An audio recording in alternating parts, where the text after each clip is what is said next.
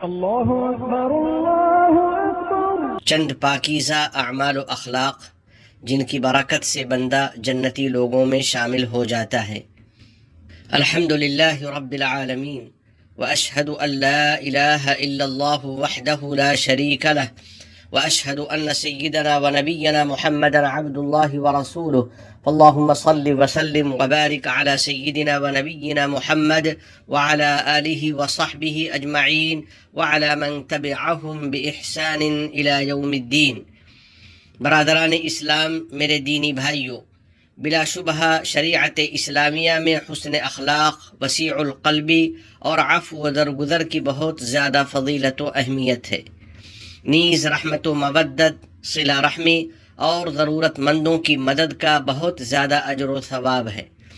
پس جو شخص لوگوں کے ساتھ اخلاق کریمانہ سے پیش آتا ہے، اپنے اور بیگانے سب کے ساتھ نرمی اور رواداری کا معاملہ کرتا ہے،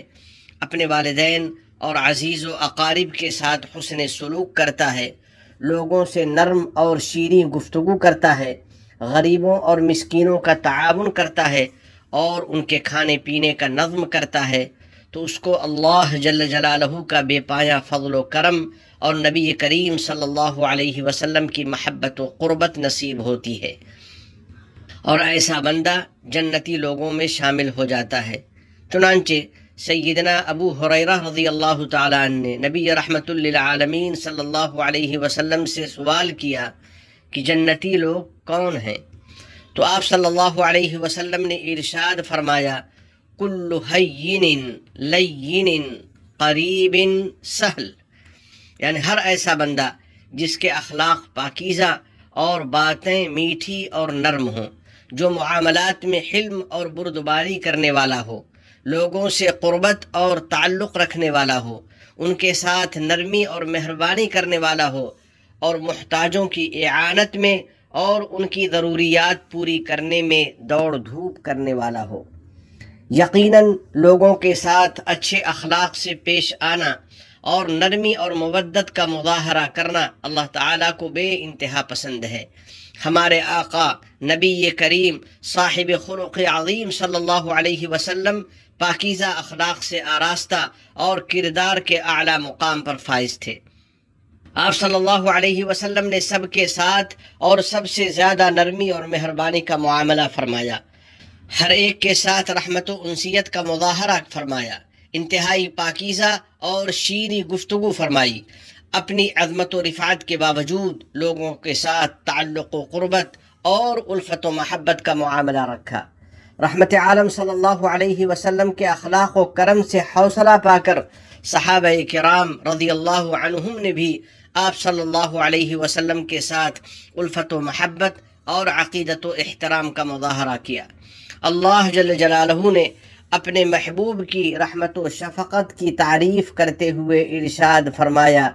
فَبِمَا رَحْمَةٍ مِّنَ اللَّهِ لِنْتَ لَهُمْ، پس اللہ کی رحمت ہی کی وجہ سے آپ نے ان کے ساتھ نرمی کا برتاؤ کیا۔ سب کے ساتھ نرمی اور رحمت کا معاملہ کرنے والوں، نبی رحمت للعالمین صلی اللہ علیہ وسلم نے معاملات میں عمدہ اور پاکیزہ اخلاق اختیار کرنے والے کے لیے خیر و برکت کی دعا فرمائی ہے۔ اسی طرح خرید و فروخت میں اور اپنا حق وصول کرنے میں لوگوں کے ساتھ آسانی کرنے والے کے لیے رحمت و عافیت کی اس طرح دعا کی ہے، رحم اللہ رجلا سمحا اذا باع سمحا اذا اشترى سمحا اذا اقتضى، اس بندے پر اللہ کی رحمت ہو جو خرید و فروخت کے وقت نرمی کرنے والا ہو، نیز اپنے حق کا تقاضا کرنے اور اس کو وصول کرنے میں نرمی اور آسانی کرنے والا ہو۔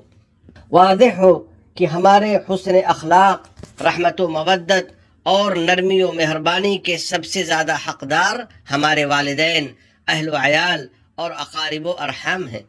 چنانچہ سیدنا عبداللہ ابن عمر رضی اللہ تعالیٰ عنہما نے ایک صاحب سے ترغیباً دریافت فرمایا کہ کیا تم جنت کے طالب ہو اور جنت میں جانا چاہتے ہو؟